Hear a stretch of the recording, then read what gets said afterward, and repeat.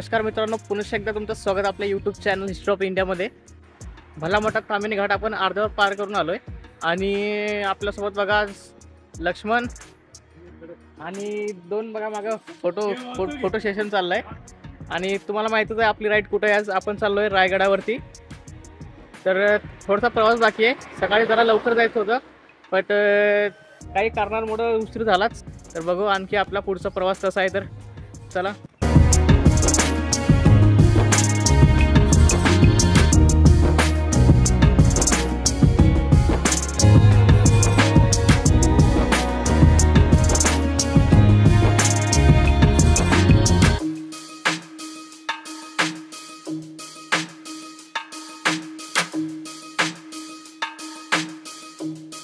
ताम्हिणी घाट पार केलाय. छोटंसं हॉटेल सापडलंय. नाश्ता वगैरे केलाय चांगला. आणि आता निघू, बघू पुढचा प्रवास. चला बाय.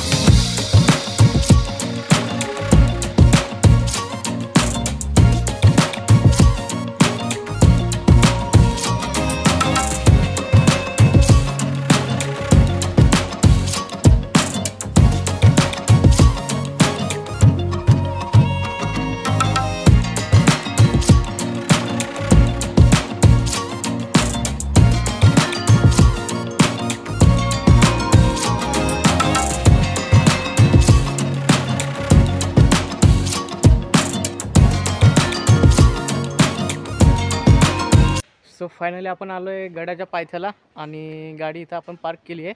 बघू शकता अक्षरशः आम्ही 2 किलोमीटर फिरलो म्हणजे पार्किंग आम्हाला जागाच भेटत नव्हती. आपल्या बाजूला इकडनं टकमक टोक आहे इथं आणि एक नवीन आय थिंक नवीन पायऱ्यांचा मार्ग ते करतायत. तर चला निघूया आपण.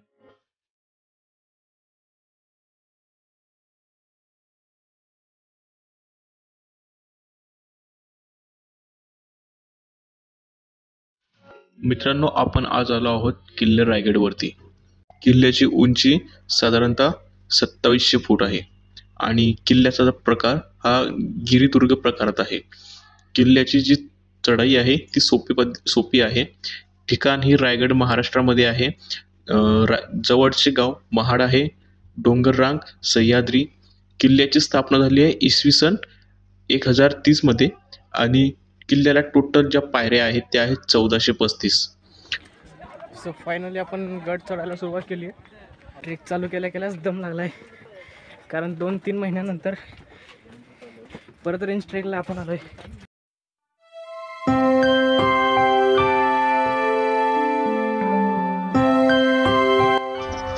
रायगड किल्ल्याला अतिशय प्राचीन असा आणि सुबक महत्त्वपूर्ण इतिहास हा लाभलेला आहे.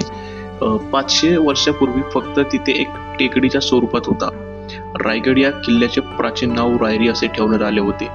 युरोपातील लोक रायगडास ईस्टर्न जिब्राल्टर म्हणून ओळखत असत. रायगड हा अतिशय दुर्गम आणि अजिंक्य असा किल्ला आहे.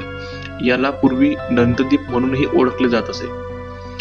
याचे कारण म्हणजे त्याचा विस्तीर्ण असा आकार आणि समुद्र सपाटीपासून चांगली उंची असा आसपासच्या दऱ्यांखोऱ्यांमुळे यास अजिंक्यत्व प्राप्त झाले होते. शिवरायांपूर्वी हा किल्ला निजामांकडे होता. देवगिरीच्याहून दशगुणी 1.5 गाव उंच प्रशस्त जागा. पर्जन्यकाळी कड्यावर गवत उगत नाही. उभ्या कड्यावर पाखरू उतरण्यास जागा नाही. हे बघून महाराज खुश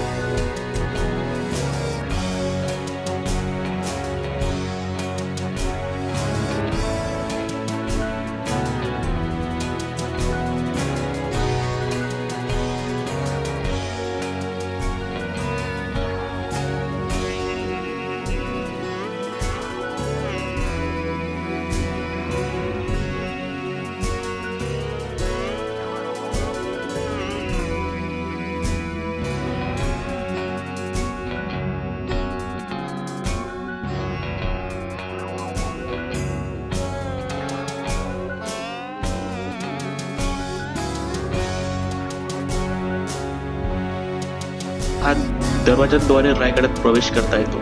विशेष म्हणजे अगदी हत्ती देखील ह्या दरवाजाला तोडू शकत नाही अशी याची रचना करण्यात आली आहे. याचे बांधकाम सुमारे 350 वर्षापूर्वीचे आहे.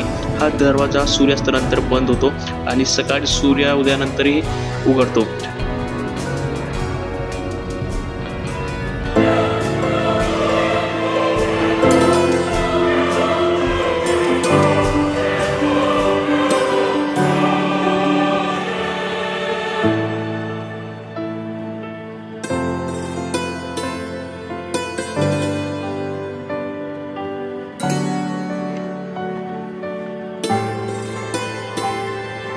हत्ती तलाव. छत्रपतींच्या सैन्यात हत्तींची कुमक देखील मोठ्या प्रमाणात होती. या हत्तींना आंघोळीसाठी तसेच पाणी पिण्यासाठी गडावर व्यवस्था हवी म्हणून हत्ती तलावाची निर्मिती करण्यात आली होती. आणि आपण हा समोर बघताय हा तोच हत्ती तलाव आहे.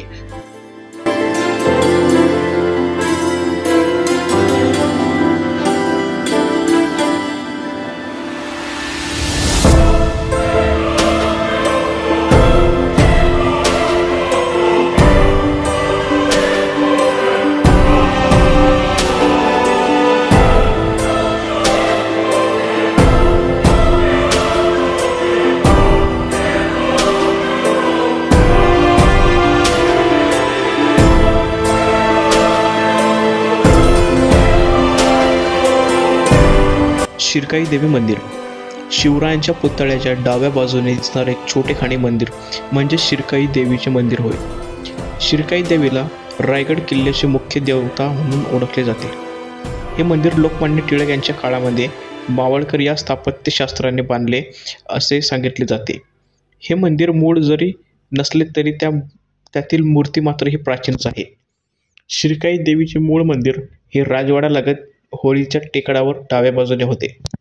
नगरखान्याकडून डावीकडे उतरून आले की समोर जी मोकळी जागा दिसते तो होळीचा माळ. तेथे आता छत्रपतींचा भव्य पुतळा बसवलेला आहे.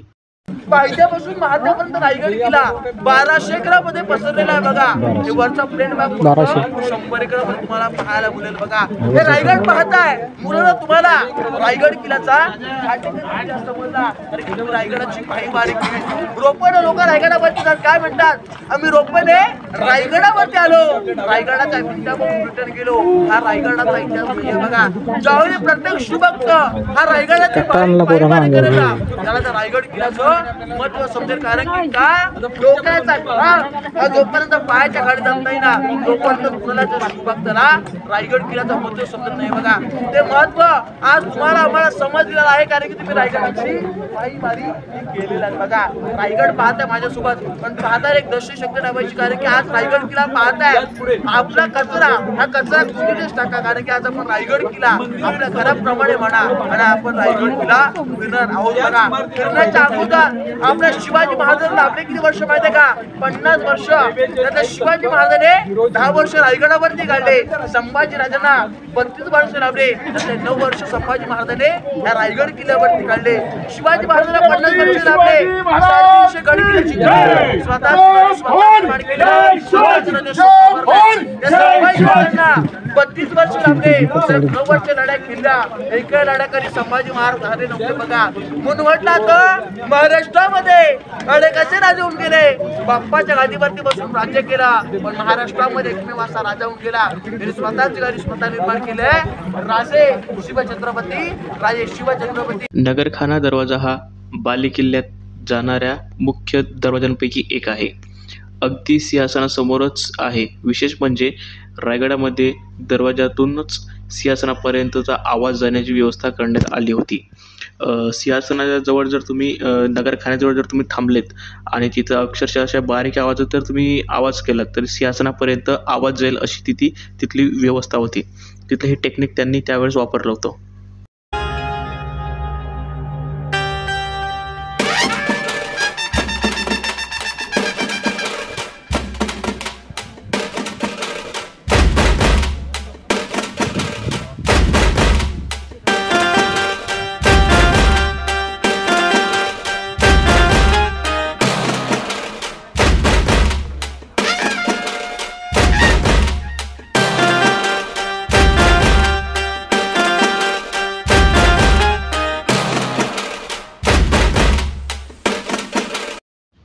राज्यसभा हीच ती जागा आहे जिथे छत्रपती शिवरायांचा राज्याभिषेक सोहळा पार पडला. राज्यसभा लांबीला 200 फूट आणि रुंदीला 124 फूट या मापाची आहे.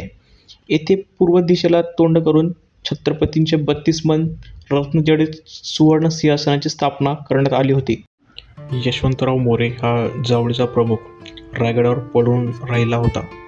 त्यावेळी 6 एप्रिल 1656ला छत्रपती शिवाजी महाराजांनी रायगडाला वेढा घातला. पुढे साधारण मे महिन्यात रायगड शिवरायांच्या ताब्यात आला. मुल्ला अहमद या कल्याणच्या सुभेदाराकडून जो खजिना लुटण्यात आला होता त्याचा उपयोग रायगडाच्या बांधकामात करण्यात आला आणि त्याचे मुख्य वास्तुविशारद हिरोजी इंदलकर होते.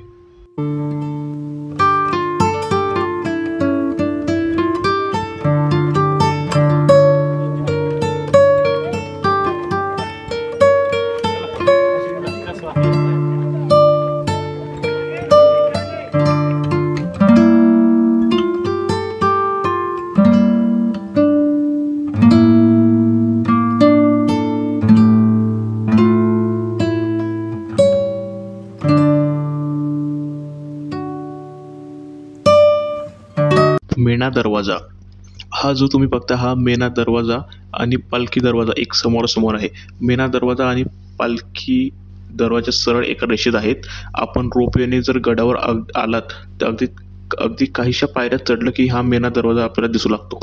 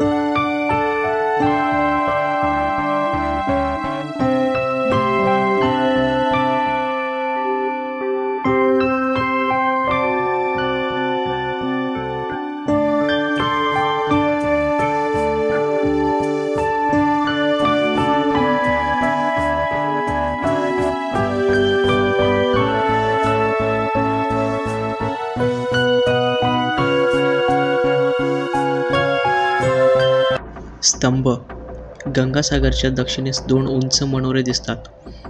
त्यास स्तंभ असे म्हणतात. जगदीश्वराच्या शिलालेखामध्ये ज्या स्तंभाचा उल्लेख आहे हेच ते असावेत.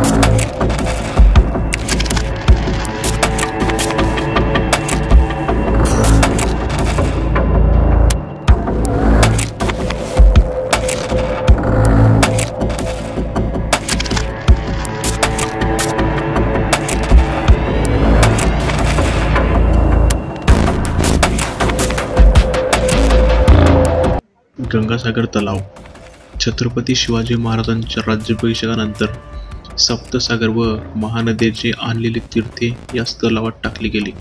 म्हणूनच याचे नाव गंगासागर असे पडले.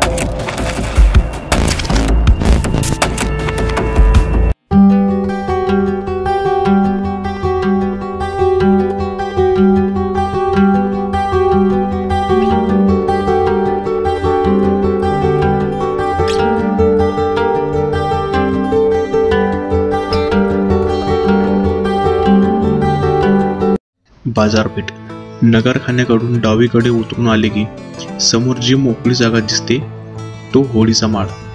तिथे आता छत्रपतींचा भव्य पुतळा बसवलेला आहे. समोर जे 2 रांगांमध्ये भव्य अवशेष दिसतात ती शिवाजी महाराजांच्या काळातील बाजारपेठ. पेठेचे 2 रांग, प्रत्येकी 22 दुकाने आहेत. 2 रांगांमध्ये जवळजवळ 40 फूट रुंदीचा रस्ता आहे. हे बाजारपेठ आजही हुबेहूब जसेच्या तसेच आहे.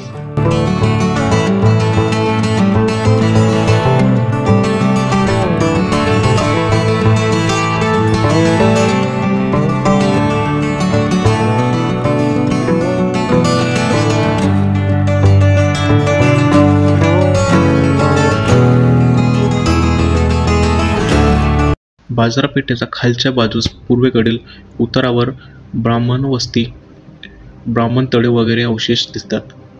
तेथून समोर जे भव्य मंदिर दिसते तेच महादेवाचे म्हणजेच जगदीश्वराचे मंदिर. मंदिरासमोर नंदीची भव्य आणि सुबक मूर्ती आहे, पण ही सध्या भग्न अवस्थेत आहे. मंदिरात प्रवेश केला की भव्य सभामंडप लागतो. मंडपाच्या मध्यभागी भव्य कासव आहे. गाभाऱ्याच्या भिंतीस हनुमंताची भव्य मूर्ती दिसते. मंदिराच्या प्रवेशद्वाराच्या पायऱ्यांच्या खाली एक लहानसा शिलालेख दिसतो. तो पुढील प्रमाणे: सेवेचे ठायी तत्पर हिरोजी इंदळकर. या दरवाजाच्या उजव्या बाजूस भिंतीवर एक सुंदर शिलालेख सुद्धा दिसतो.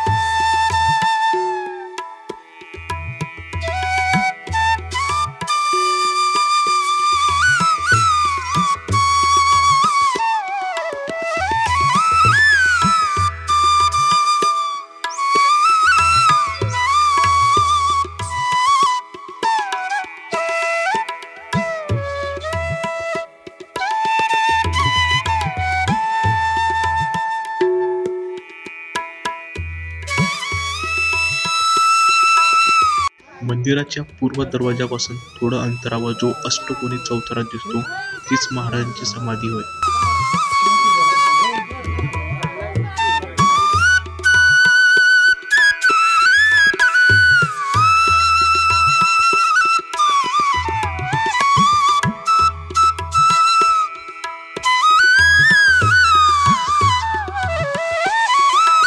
इतिहासात असे म्हटले जाते की शिवाजी महाराजांच्या अंत्यसंस्कार चालू होतात तेव्हा शिवाजी महाराजांचा वाघ्या नावाचा कुत्रा त्याने आगीत उडी घेतली होती. जगदीश्वराचं मंदिर आणि शिवरायांची जी समाधीस्थळ आहे आणि तिथनं आपण दर्शन घेऊन आता थेट आपण निघालो टकमक टोकाकडं. टकमक टोक करून आपण सरळ आपल्या परतीचा प्रवास चालू करणार आहे. बाजारपेठेच्या समोरील टोपावरून खाली उतरून टकमक टोकाकडे जाता येते. येथेच एका दारूची कोठाराचे अवशेष सुद्धा दिसतात. जसजसे टोकाकडे जावे तसं निमुळता होत जातो. उजव्या हाताला सरळ सुटला की 1600 फूट खोल कडा आहे. टोकावर प्रचंड वारा येत असतो आणि जागाही कमी असल्यामुळे गोंधळ न करता सावधानता बाळगावी लागते. आधीपासून शिवराज्य काळात या ठिकाणी गुन्हेगारांना कडालोट केला जाई.